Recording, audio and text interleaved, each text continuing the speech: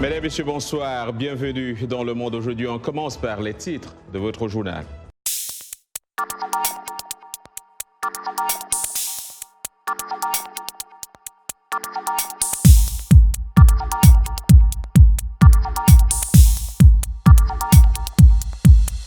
Les attaques contre les enfants ont connu un pic au cours de l'année 2019. Au Mali, ils ont subi plus de 571 violations graves au cours des 3 premiers trimestres de 2019 contre 544 en 2018 et 386 en 2017.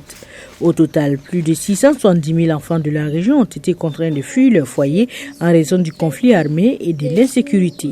Il y a 7 mois, nous avons dû fuir notre village parce que des groupes armés sont arrivés. Ils ont tué et emmené avec eux une partie des habitants. Nous avons eu peur. Alors nous avons fui et nous sommes réfugiés ici, à Kaya. Fin 2019, plus de 3300 écoles dans les 3 pays étaient fermées ou non opérationnelles en raison de la violence, soit 6 fois plus qu'en avril 2017. L'insécurité et les déplacements créent des obstacles importants, notamment l'accès à la nourriture, la santé et l'eau potable. L'UNICEF estime que rien qu'au centre du Sahel, plus de 709 000 enfants de moins de 5 ans souffriront de malnutrition aiguë sévère et auront besoin de traitements vitaux cette année. L'Agence de l'ONU pour l'enfance a lancé un appel de 208 millions de dollars pour soutenir sa réponse humanitaire au centre du Sahel pour 2020.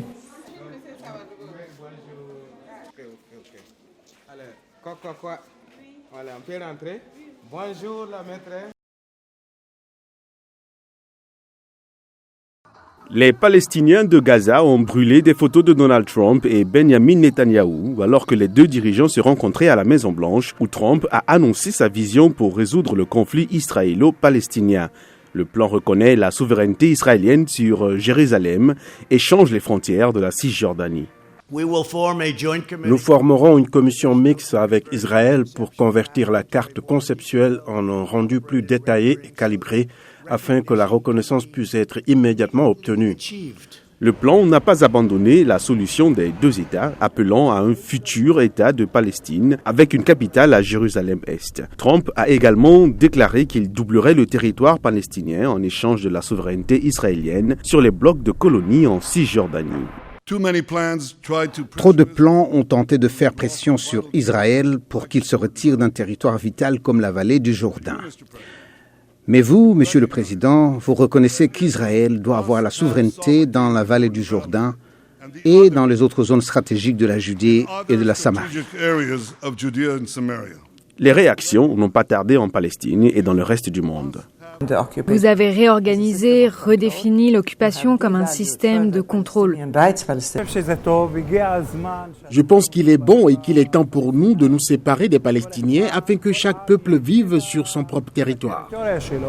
À l'instar de l'Iran, qui considère le plan voué à l'échec, le président palestinien Mahmoud Abbas a dit qu'il ne passera pas. Quant à l'ONU, elle s'en tient aux résolutions onusiennes et aux accords bilatéraux sur la création de 2 États, Israël et la Palestine, vivant côte à côte en paix et sécurité et dans les frontières reconnues sur la base des lignes définies en 1967.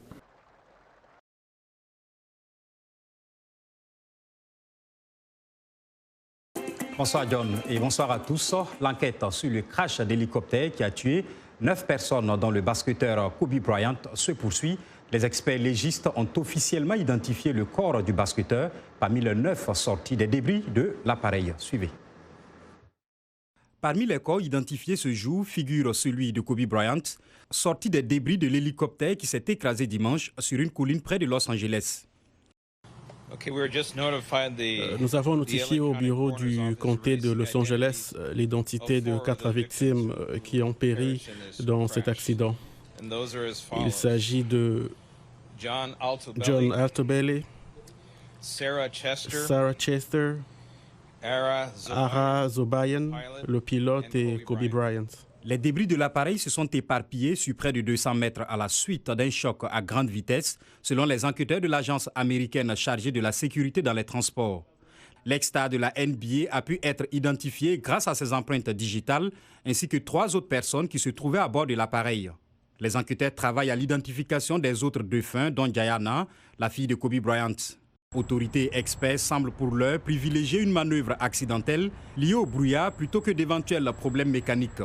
L'appareil n'avait pas de boîte noire car celle-ci n'était pas nécessaire sur ce type d'hélicoptère. Il n'était pas non plus muni d'une alarme d'altitude, comme l'avait recommandé à plusieurs reprises l'Agence de l'aviation civile américaine. En athlétisme, Brigitte Kosgei et Timothy Cheruiyot ont été désignés athlètes de l'année. La Kenyane Brigitte, record woman du marathon en 2h14 minutes 4 secondes, et son compatriote Cheruiyot, dominateur sur le 1500 mètres en 2019, ont été honorés par la Confédération africaine d'athlétisme, une première fois dans l'histoire de cette instance continentale.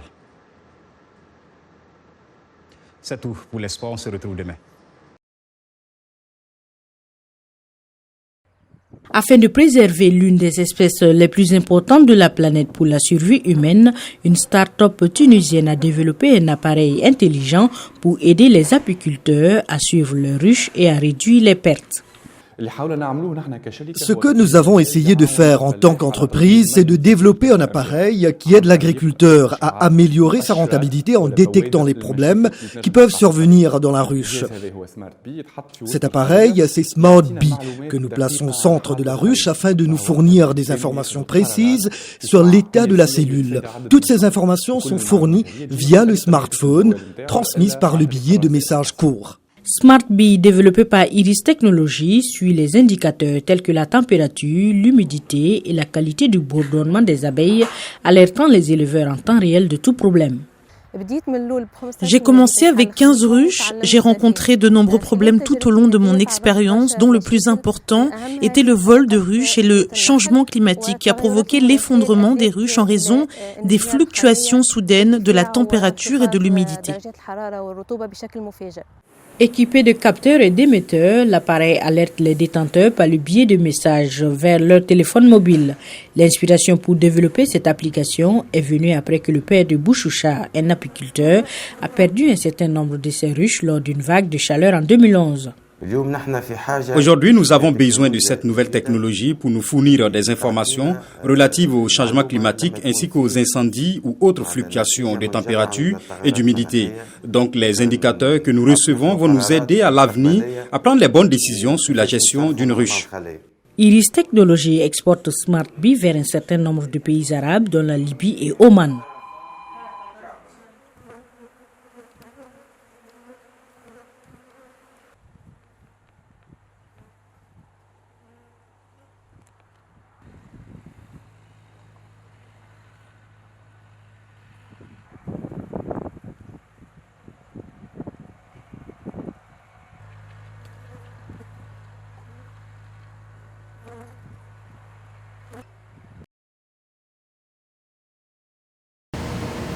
Tutzinski rassemble des milliers de fils de verre, créant une collection de pièces sur les oiseaux en voie de disparition. L'idée de se concentrer sur les motifs de plumage lui est venue après une visite dans le Massachusetts, l'État où elle a grandi. J'ai grandi dans un environnement incroyablement naturel. Il y avait des myriades d'oiseaux de toutes sortes dans le nord-est, mais leur nombre a commencé à diminuer. Zinski a été choqué de découvrir qu'au cours des dernières décennies, l'Amérique du Nord a perdu plus d'un quart de sa population d'oiseaux, soit quelques 3 milliards d'oiseaux, en raison de problèmes environnementaux. J'ai commencé à faire des recherches sur les oiseaux dont je me souvenais bien et j'ai été stupéfaite de constater qu'au moins 90% d'entre eux figuraient sur la liste des espèces menacées. La vie des créations de Zinski commence grâce à cette machine unique qui transforme les tiges de verre colorées en fils de verre flexibles. À force que le fil de verre s'allonge, il fond et il devient de plus en plus chaud.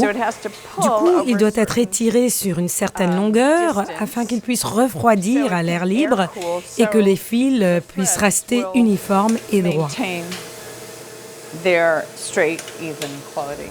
L'artiste est fasciné par la structure des plumages d'oiseaux.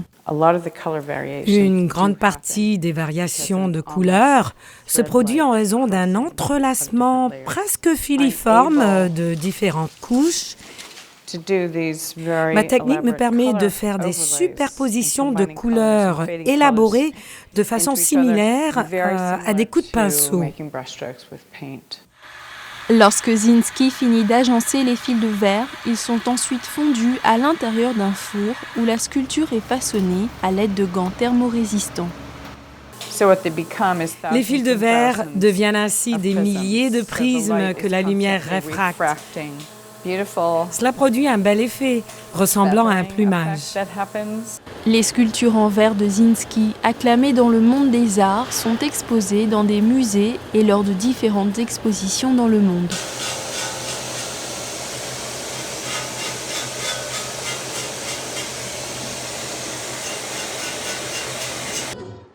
Et c'est la fin de ce journal. Merci à tous ceux qui l'ont préparé et à vous de l'avoir suivi.